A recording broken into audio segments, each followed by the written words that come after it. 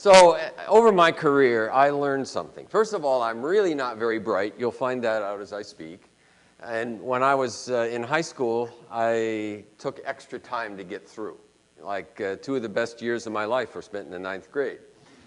And so when it came time to get married, my father said, you better find somebody really smart. That way your kids have a chance of being normal. So I did. I found a girl that was summa cum laude, and I graduated laude how come. So how did I manage to get up to a senior vice president in a company like Emerson? And it certainly isn't because of gray matter. I can guarantee you that. I think my key to success, and your key to success, was that I learned how to speak in seminary. Janet got it just a little bit backwards. I actually went to seminary right after engineering school, and then tried that for a while, decided I was an engineer, not a preacher, and now I'm back in being preacher. Well, what does that tell you? But anyway, I learned in a course called homiletics how to put a speech together. And I just used that formula all my career, and I kept it a secret. But now I'm 67. I play more golf than I do engineering, and so it's time to share the secret. So I'm going to share the secret with you this afternoon. It's very simple. And so once you get it, it will be easy. Speeches really are quite important. In fact, movies are made about speeches. Mike was right. It is the #1 phobia that people have. People are scared to death to stand up on a stage. I'm afraid right now because we got standing room only. And so everyone, I don't care who it is afraid to give a speech. But you can overcome that fear just as King George overcame his fear. How many saw the King's Speech? Wasn't it? Wow, that's great. Well, that was one of my favorite movies because King George had a speech impediment, and he felt that that disqualified him from being king. Not only did it not disqualify him, but as king, he saved the nation with a speech because the bombs were falling on London, looked like everything was going the Nazis' way, and he rose up to the challenge. And he made a speech, and you all know who saw the movie. It wasn't just his speech. Down through history, speeches have changed things. We just went through a 150-year celebration or remembrance of Gettysburg. At the end of that battle, which over 50,000 people died, that's more than Vietnam, 2 speeches were given. One you remember and one you don't remember. I took a chance to read this speech from Edward Everett. It was 2.5 hours long. But it was a great speech. Too bad nobody remembers it. And then there was one by Abe Lincoln, 3 minutes, and many of us had to memorize it when we were in school. What was the difference between those 2 speeches? Was it length? Yes. But that's not the real difference. Lincoln connected. He connected with his audience. I want you to look at that picture very carefully. There is no picture, it's a drawing, but it was an accurate drawing. Did he use notes? I want you to understand right away you can use notes. What's important about giving speeches are the words. Words are important. So think about that first and foremost. What you say is far more important than what you look like, how you deliver it, what your dress is, your elocution, everything. Lincoln read his speech. 3 minutes, he read it. Great speakers do that. So we're going to go in and we're going to look at different speeches. Most speeches in the engineering community are terrible. We call it death by PowerPoint. And how many of you have been in a presentation where it's death? Well, that's unanimous, right?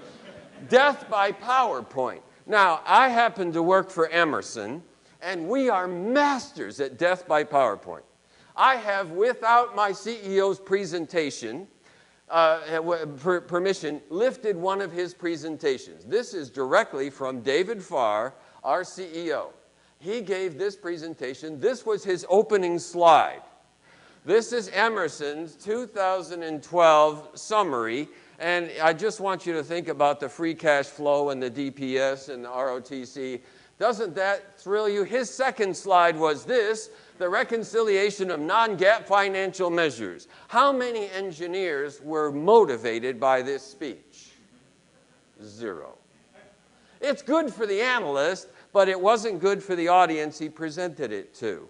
So your audience is important. I think Peter Drucker said it best. We showed this in the general plenary, but who knows Peter Drucker?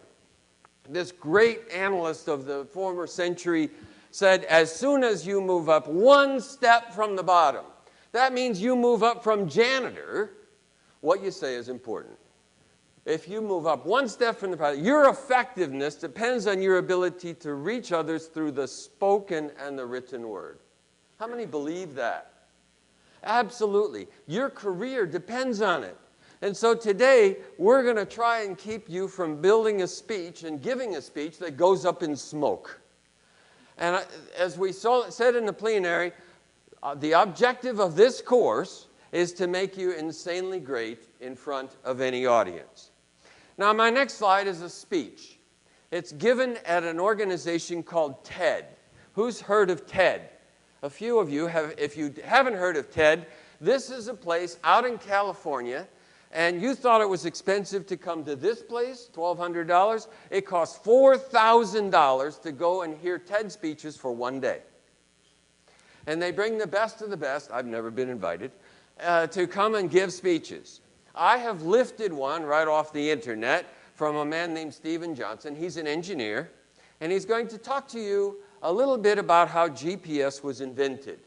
I'd like you not to listen specifically to the words he said, although you can't help by doing that. I want you to look at his technique.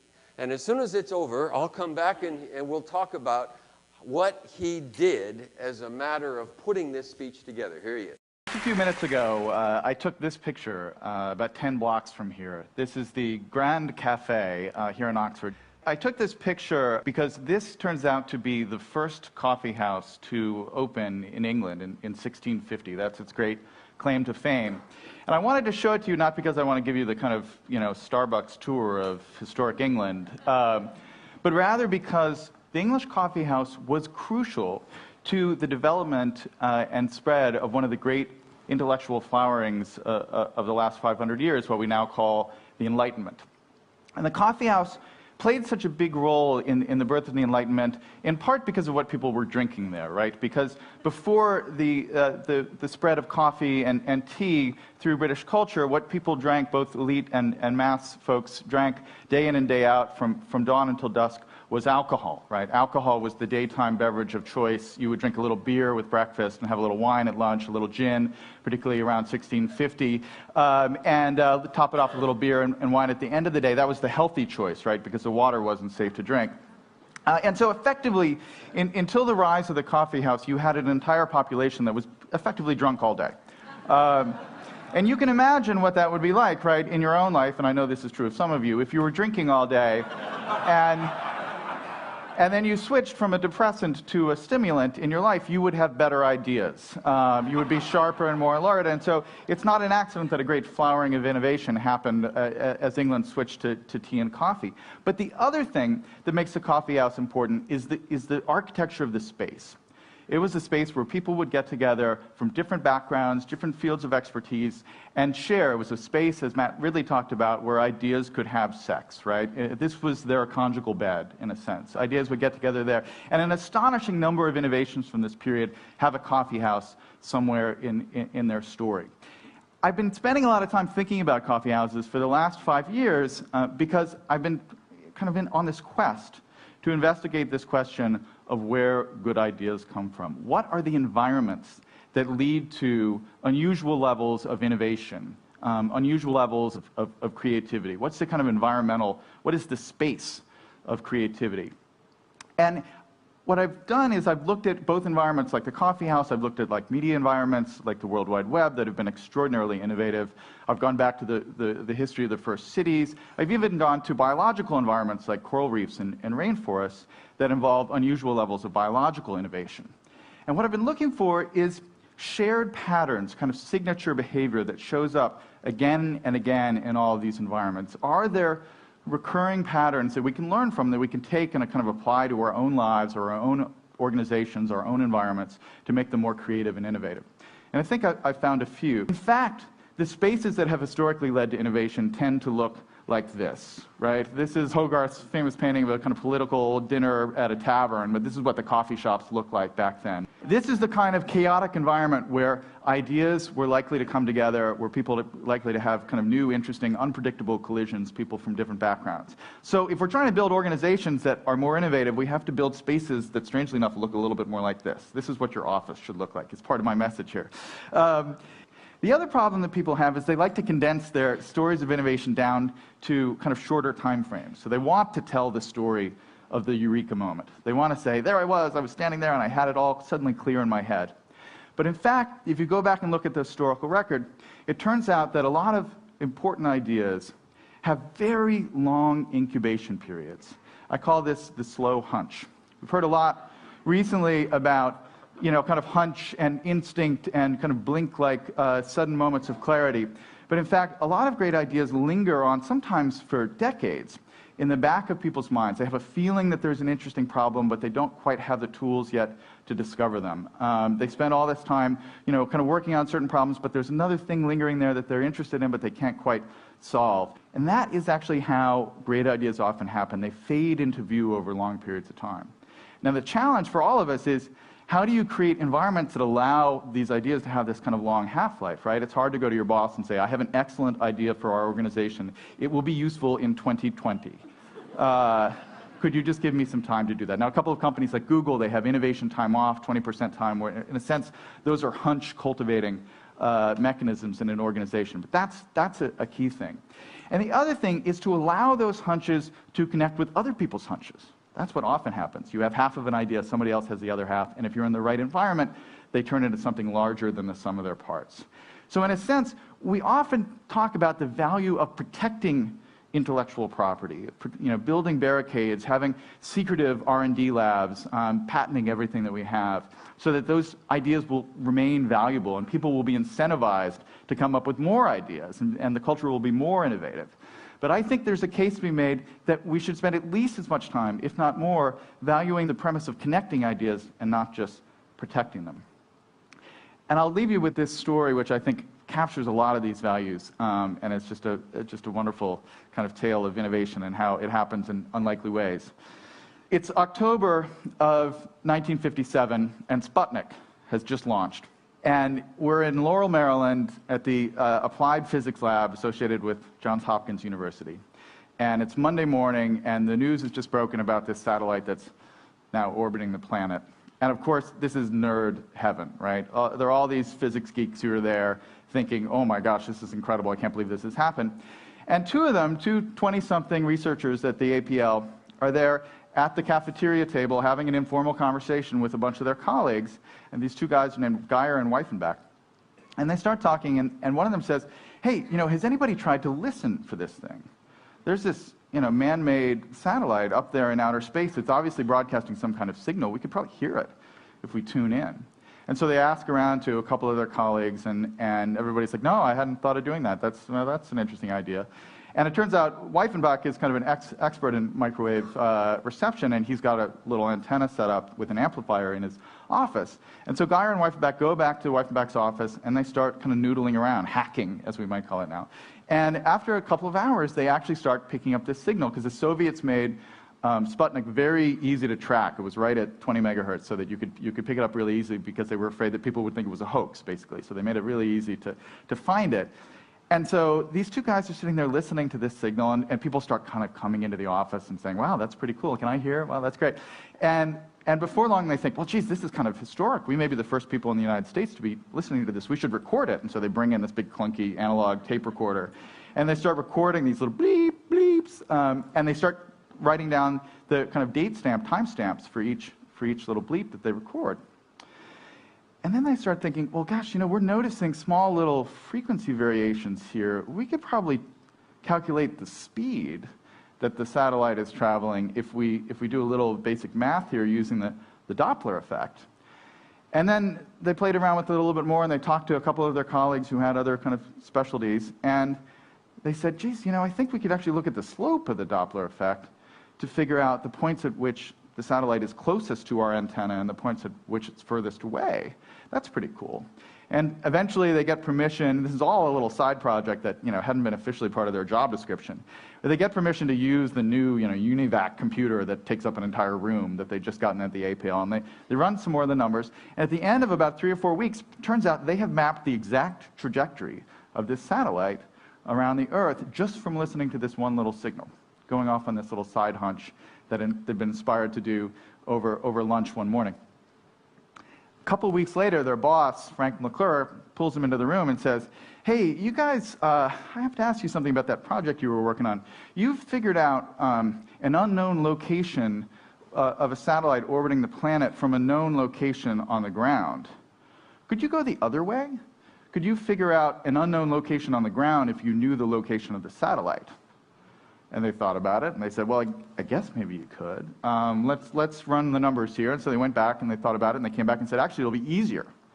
And he said, oh, that's great, because, see, I have these new nuclear submarines that I'm building, and it's really hard to figure out how to get your missile so that it will land right on top of Moscow if you don't know where the submarine is in the middle of the Pacific Ocean. So we're thinking we could throw up a bunch of satellites and use it to track our submarines and figure out their location in the middle of the ocean. Could you work on that problem? And that's how GPS was born. 30 years later, Ronald Reagan actually opened it up and made it an open platform that anybody could kind of build upon, and anybody could come along and build new technology that would create and innovate on top of this open platform. Left it open for anyone to do pretty much anything they wanted with it. And now, I guarantee you, certainly half this room, if not more, has a device sitting in their pocket right now that is talking to one of these satellites in outer space. And I bet you, one of you, if not more, has used said device and said satellite system to locate a nearby coffee house somewhere in the last day or last week, right? That is how innovation happens. Chance favors the connected mind. Thank you very much. Okay, let's analyze the speech. First of all, did you like it? It was great, right? What was it about that speech that made it great? Stories. Absolutely, stories. Write that down. What else? No words on the screen. Oh, simple slides. Write that down. He what? You could relate to him. That initial story that he started out with was something we all do. We get a cup of coffee, a cup of joe in the morning. How many points did he have? 3. What were, you probably don't remember them, but I've got them here. He talked about 3 points: the liquid network, the slow hunch, and connecting versus protecting. And as far as innovation is concerned, he had 3 points. Remember that. Most good speeches only have 3 points. It's about as much as we can remember. So we're going to drive that point home. It was simple. It was memorable. And the thing he did that caused everybody in this auditorium, I was going to say congregation, but I can't do that, in this congregation to know when he was finished was what? He started with an illustration. What did he do? He ended with the same illustration. All good speeches do that. You start with a story, you complete it with a story. When you do that, a bow is tied on your speech, everybody knows you're finished. Most engineers are watching the clock, and when the time runs out, they say, I'm sorry, I'm out of time. That's the worst thing you can say. That means you're not prepared. You haven't thought through your speech, and you've done it just as long as the time allows, and then you're done. That means you haven't prepared well. So we're going to put 3 points up. The first one is the look. Today, people they take information and they process it in different ways than former generations. We process information today very differently. Information is free, so we have to grab the emotions. So we have to grab a look, then the book, then the hook. So I have 3 points today: the look, the book, the hook. And it's memorable because they all rhyme. That is a good speech when you can do that. So let's start with the look. You have 25 seconds or 30 seconds at most to capture the imagination of your audience. People are saying, is this worth my time? And the last thing you should do is give a resume of yourself. It kills everything. You don't need to tell them about your company. You don't need to tell them about yourself. They're not interested in you. They're interested in what they can take away. So the look is very important. We have to capture the imagination. And as engineers, we're not very good at that. So I think Steve Jobs said it right. He said you have to be an engineer in your head, but you have to be an artist in your heart. So a good speaker has both talents. You need to have an artistic talent to be able to capture people's imagination, but also you can't just give stories, you have to give facts. So as engineers, we're going to think like an engineer inside, but we're going to feel like artists. That's what we're going to do today. So we're going to do that by telling stories. Nothing is more compelling than a story. And great speakers build their presentations on stories. They use a common thing called an antagonist. Every speech needs to have something that it's going to kill. You have to erect something that you're going to tear down. Why are you here today? Well, most of you are here because you say, you know, I really need to do better speeches. I'm not that good at giving speeches, so I'm going to that class. My antagonist here today is bad speeches. So create an antagonist. Maybe it's inefficiencies in the plant. Maybe it's plants that are not safe. Create an antagonist and then slay it. So we're going to reveal then the conquering hero that's going to slay the antagonist. Now, in my profession, the ministry, it's boring, right? How many of you have heard boring sermons? How many of you don't go to church anymore because they're boring? Yeah, everybody 20 and below says the same thing. Anybody ever heard of Andy Stanley? Andy Stanley is a pastor that's in Atlanta, Georgia. And if I could only be as creative as Andy. Now, Andy, I promise you that what you're about to hear will not offend you, regardless of your religion. But this is how Andy starts a sermon on the conflict in marriages. Listen to this. Now, I want to try to illustrate for you exactly what that looks like. And to do that, I have a couple of friends here. This is Mr. and Mrs. Mugg, okay? So say, hey, this is Mr. Mugg, and hey, this is Mrs. Mugg. Okay, Mr. and Mrs. Mugg. Now, Mr. and Mrs. Mugg met right after college, and like many people, when they, he saw her and said, I got, and she's like, woo, and he had a degree and a future, and she was, look at her. I mean, she's a knockout, so that's working for her. And so they started dating, and when they first started dating and hanging out, they were so careful. Because he's trying to win her heart, and she's trying to win his affection, and they were just so careful. And they had a few little problems along the way, and there were a couple of bumps in the relationship, but they were just so careful, and everything was going to be great. And then they got married. And then about a month into their marriage, they had a problem. They had a bump, and stuff came out, and he looked at her and said, whoa, where did all that come from? And she looked at him and said, well, I didn't know you had anger issues. And he said, well, I didn't have anger issues till you bumped me. Oh, there it is again. And then they had another problem, and they just were so, and she went to see her sister, and she said, I didn't know he was like that. And we don't know where guys go. They don't go anywhere, He looked in the mirror, perhaps. I don't know. Now, don't you want to hear the rest of that? Absolutely. The guy's brilliant. That's an artist. That is pure artist. Now, he could have started out, today we're going to talk about problems in marriage. Turn in your Bibles to such and such a passage, and everybody's, that's the last thing I need is some 5,000-year-old thing on marriage. Andy captures your imagination. Then he will go in for his points. You have to start your speeches that way.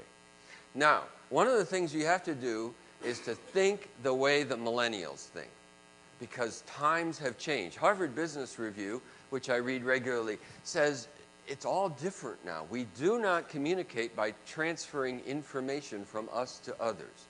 Information is free. It's in your pocket.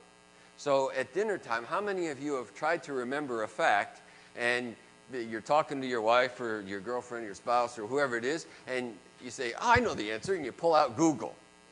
Information today is free. So what Harvard Business Review says is there's a better way to engage audiences, and it isn't through information. Just think about information for a minute. There's certain jobs that just hardly exist anymore. For example, travel agents. How many use the travel agent to get here? Normally, we just go to Expedia, right? And then, of course, there's Yellow Pages. Anybody use Yellow Pages anymore?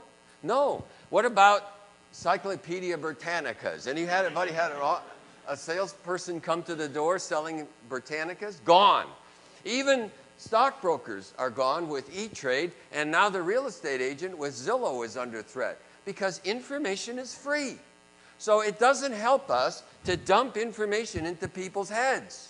If you try and do that, they will start to focus on something else. They'll be on their iPhones, they'll be on the pads, whatever. They're gone because communication today is by feeling, not by fact. Facts are free. You have to grab their feelings. And that's a lot harder to do, so that's what we are going to do in this speech today, is grab the feelings. How are we going to do that? We're going to have to create the body of the speech, all right? We got their attention with the look. Now we're going to put together the book. In doing so, we have to come to a title. Then we're going to have 3 points and a conclusion. Pretty simple. Titles.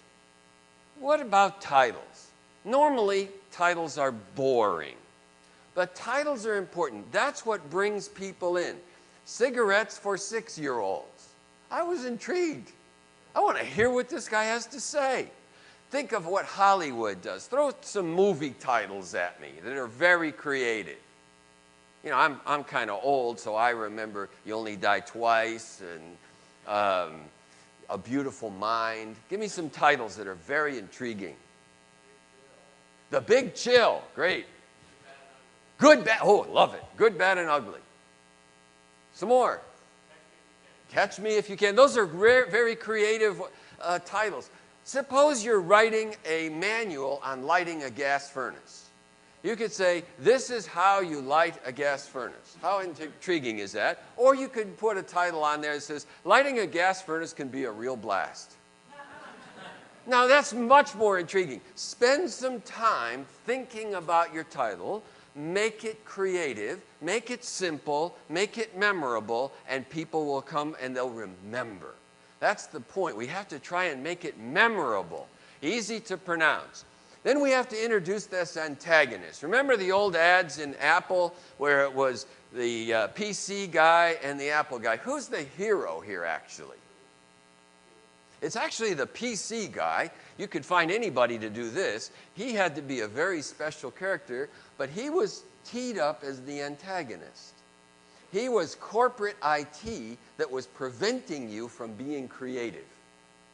That's what it was all about. If you broke the rules and played this guy without the suit on and all that, you got to be creative, or you could be stilted and stiff because IT forced you into their mold.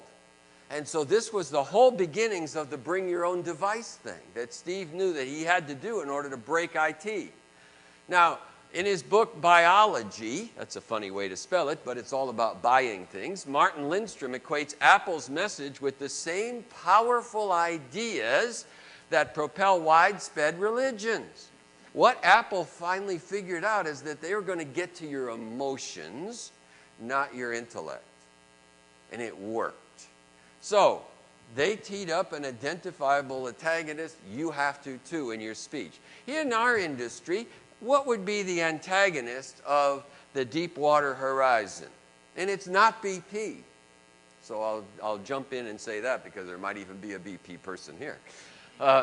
It isn't BP. What is it? That's the result.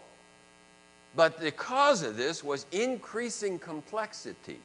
As the whole study came out, one decision after another was made. It was like Swiss cheese where all the holes lined up. Everybody thought they were making the right decision, but in turn it turned out to be the wrong decision. They didn't put the right kind of cement down there. They didn't put the centralizers down there. And people were making one bad decision after another because of the complexity of deep water drilling. And so complexity was the villain. We have to fix the complexity. And then we can drill deep again. How many of you went to a high school graduation recently? Some. You've all been to them. They all start out with a speech that says the same thing. I am so bored of high school graduations. They'll have some speaker with some credential stand up, and the first thing that they'll say is, today is the first day of the rest of your life. Like that is some big revelation. Duh. And then the second thing they'll say is, you are only limited by your dreams. Now, how many believe that nonsense? Anybody have a dream that hasn't been fulfilled? Yeah, by our age, lots of dreams haven't been fulfilled. I never made it to the NBA. I never got invited to TED. I mean, lots of dreams don't come true.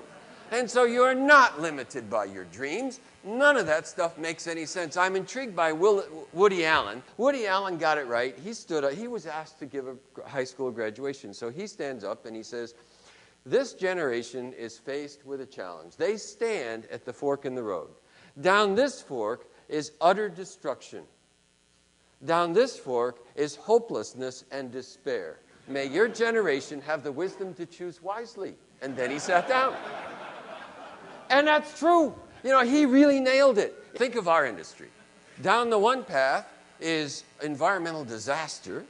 Down the other path, we're running out of energy and food for people because we're trying to be sensitive over here. We are on the horns of a dilemma.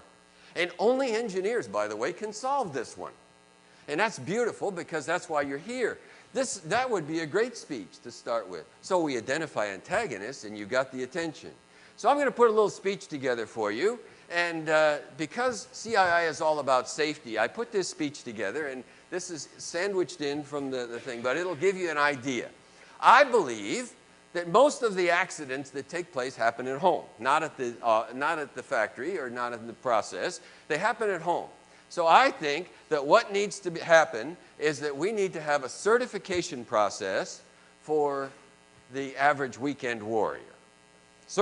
In order to get into Home Depot, you have to show your certificate that you passed the course. Because all other professions do that.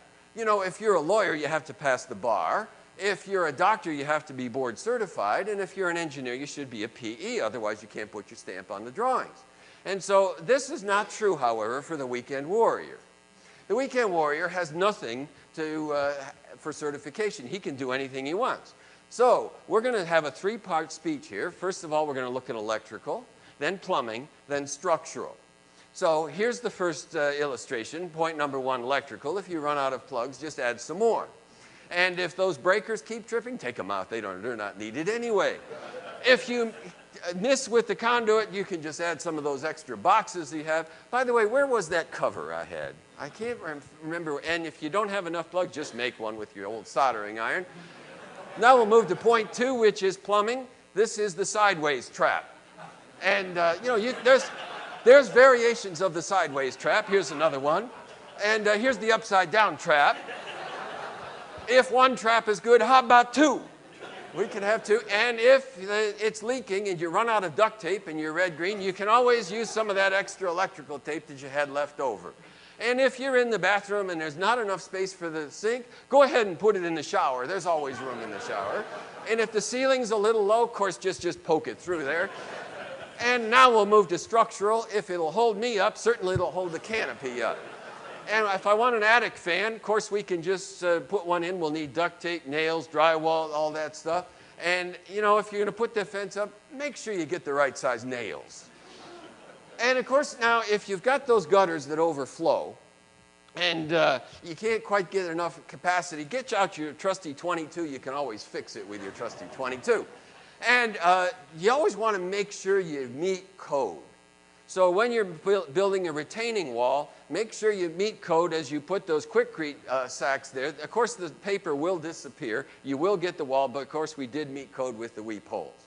So my message to you today is, I think we're going to have certification required at Home Depot, and there's the certification, safety for us all. Any votes? Only a few. Okay. Now, we're going to move into a transition sentence. Once you set up the title, once you've got their attention, you've got to transition them, and you have to encapsulate your entire speech with one sentence. The best I've ever seen was, we started with Sputnik this morning, so I'm in the same theme, was when John Kennedy challenged our whole country to go to the moon. Here's the speech. It sends shivers up my spine every time. Here he is. But why, some say, the moon? Why choose this as our goal? And they may well ask, why climb the highest mountain? Why, 35 years ago, fly the Atlantic? Why does Rice play Texas? We choose to go to the moon. We choose to go to the moon in this decade and do the other things, not because they are easy, but because they are hard. Because that goal will serve to organize and measure the best of our energies and skills. Because that challenge is one that we're willing to accept, one we are unwilling to postpone, and one we intend to win.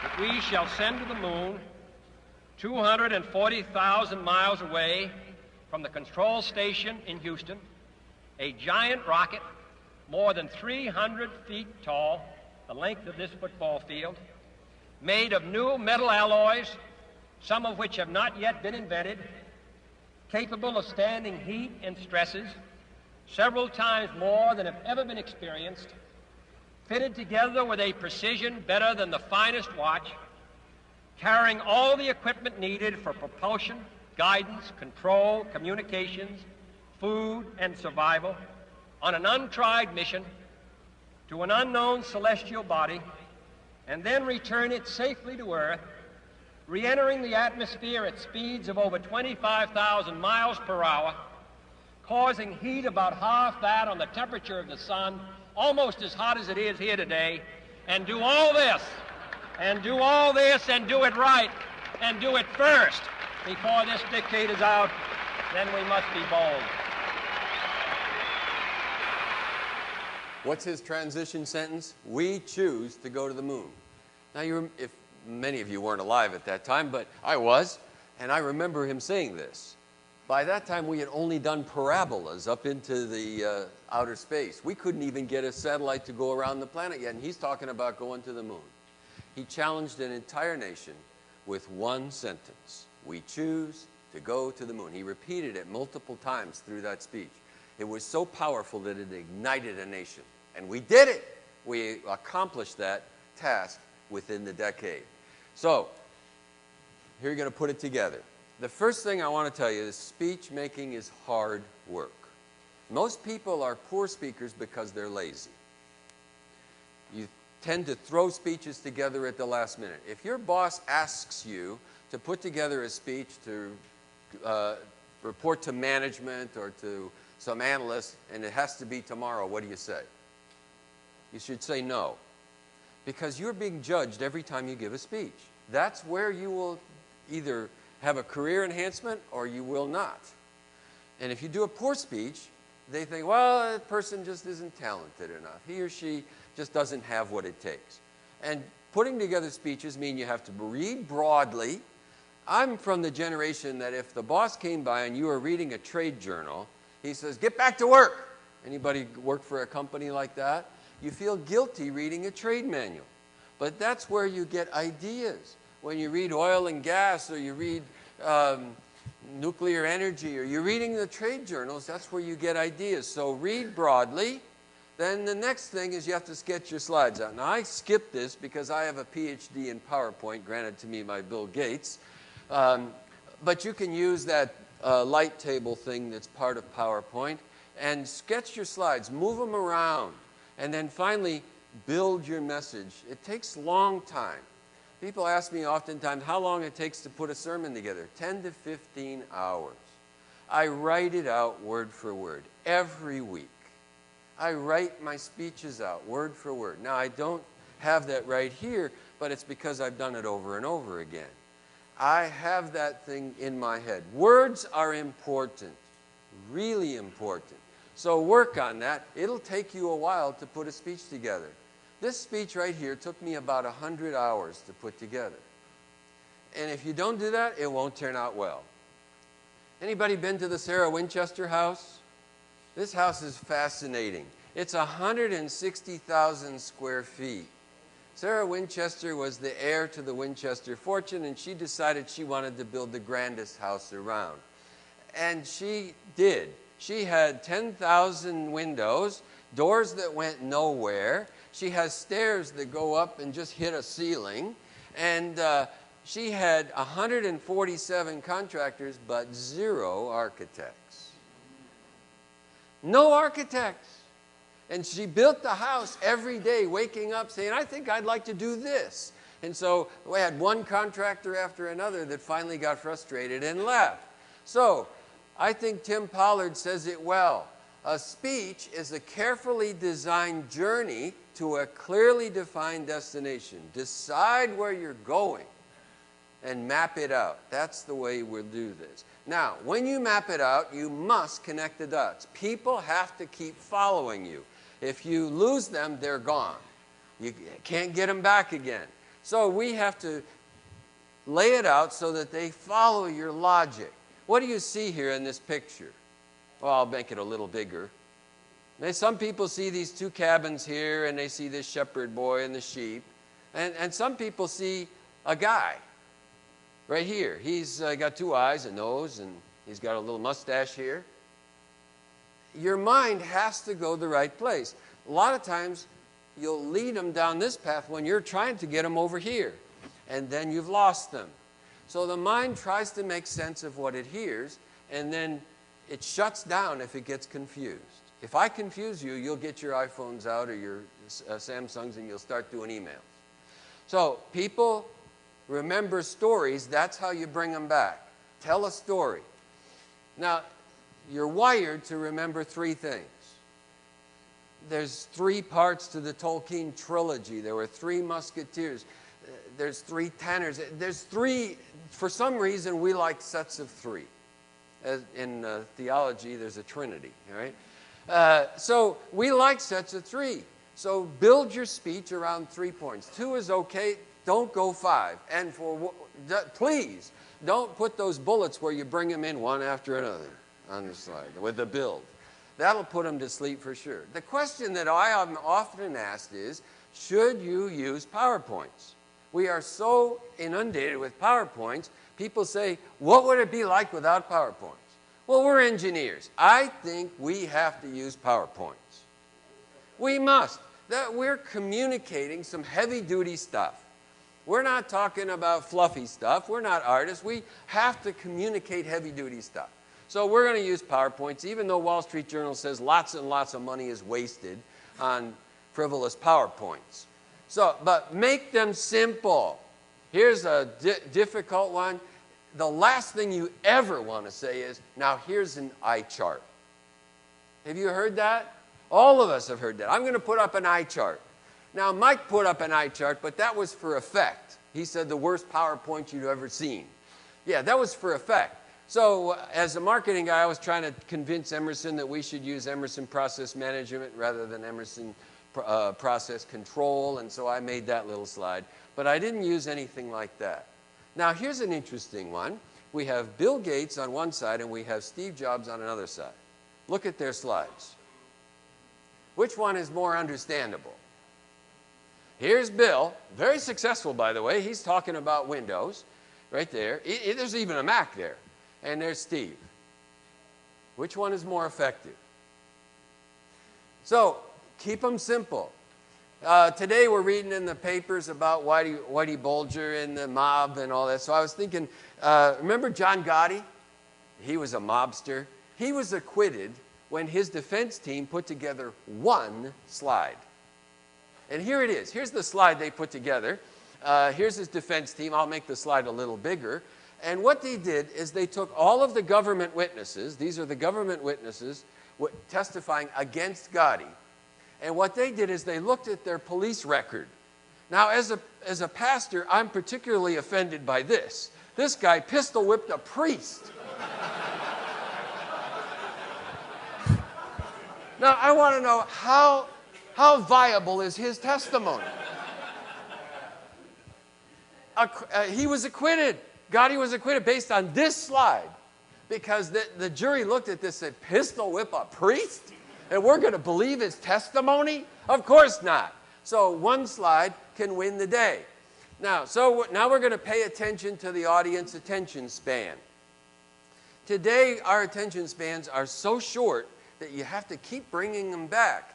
And I find that about every 10 minutes, I have to show you a video or I'll lose you. I can't just keep telling you over and over again. So let's pretend you are a maintenance super and you're talking to your maintenance crew in the morning. It's the 8 o'clock meeting and you're going to talk to them today about changing this choke valve.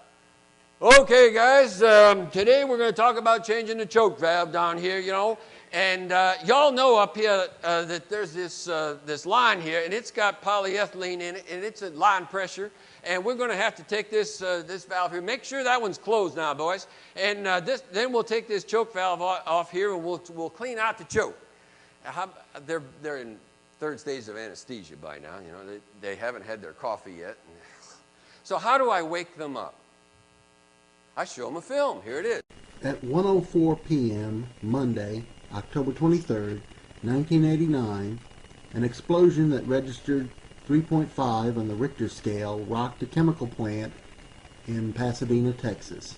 On the day of the Pasadena blast, a key valve that isolated a polyethylene reactor from where product collects was closed to permit scheduled maintenance. Somehow, 90,000 pounds of gaseous ethylene isobutane escaped almost instantly from the reactor through the 10-inch valve, pushing at nearly 900 pounds per square inch pressure. Once free, the vapor went searching for an ignition source. Heat is an important part of making plastic, so it didn't have far to go. 23 employees were killed and 314 were injured. The fire took 10 hours to bring under control. Do I have their attention? Absolutely. There are plenty of resources out there that you can use. Here's an illustration. I have several of these books by Trevor Keltz. What went wrong? And so each day as we bring the maintenance folks together, we can use another story and show what went wrong. And they'll learn because these stories are compelling. The one I just showed you is in the book. And a lot of the films are available on YouTube. So now let's begin to polish this all together with a story. And we use, in our business, illustrations. That's often a bottom line approach. And now to bring this all together, we use these videos. Now, don't make it so that you have to go to your PC and boot up the video. As soon as you do that, you've lost them. It has to be embedded. How do you do that? Lots of videos on YouTube.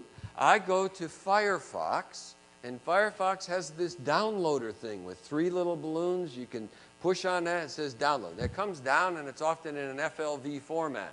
If you're using Microsoft, you can't use FLV, so you'll have to use a little free software called iSoft or something like that. There's lots of them out there that convert one format to another format. If you're in Windows, it has to be WMV, Windows Media Video. If you're in Apple, it uses anything. So once you get it, it won't be what you want it. So you can use Movie Maker in Windows, or you can use iMovie in Apple and slice and dice it. Virtually nothing that I have in here is stock standard.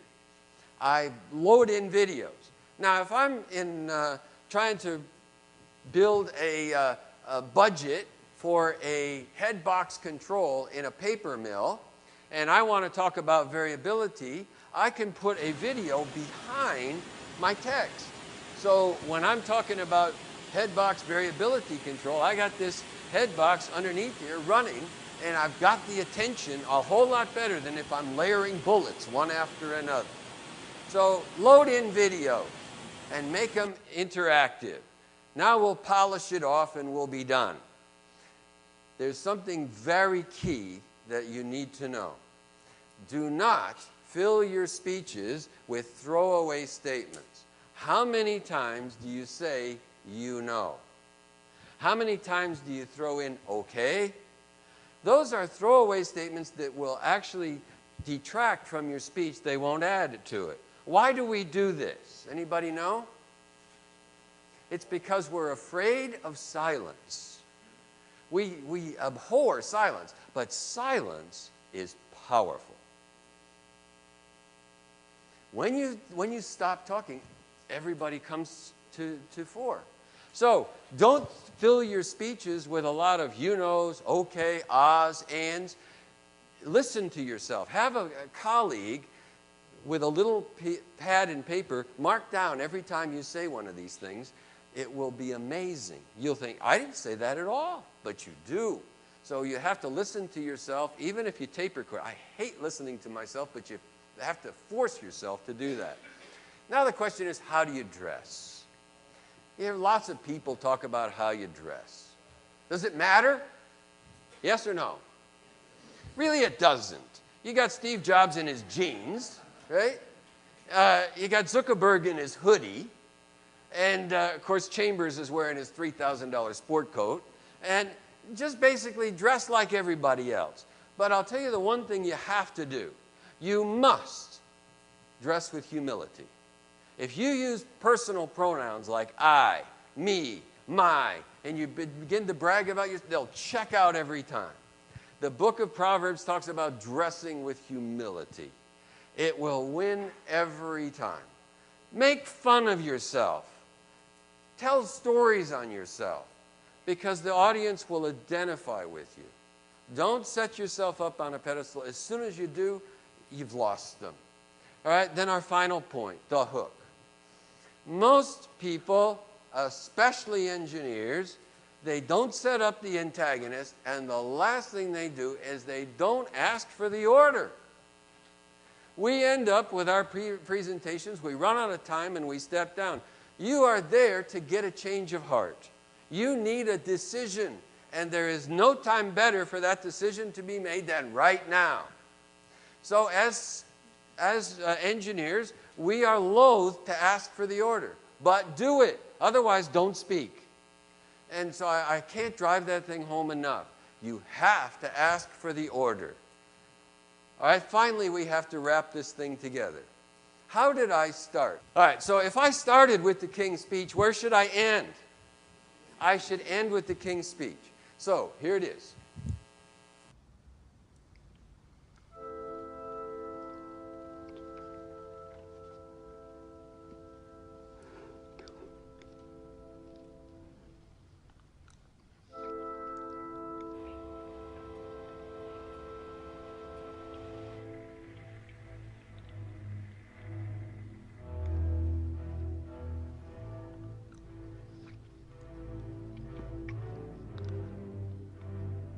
In this grave,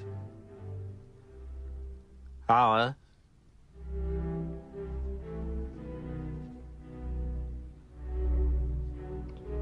perhaps the most fateful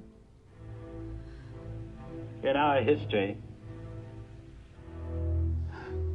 I send to every household of my peoples, both at home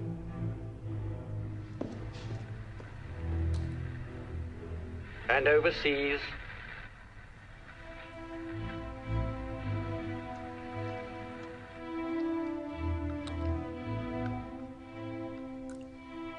this message, spoken with the same depth of feeling for each one of you as if I were able to cross your threshold and speak to you myself. With God's help, we shall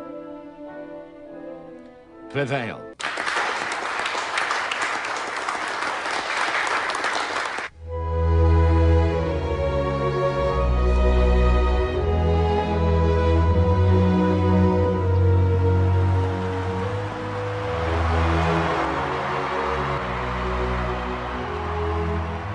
my point for you today is if a speech can save a kingdom, I guarantee you it can launch your career. Thank you very much.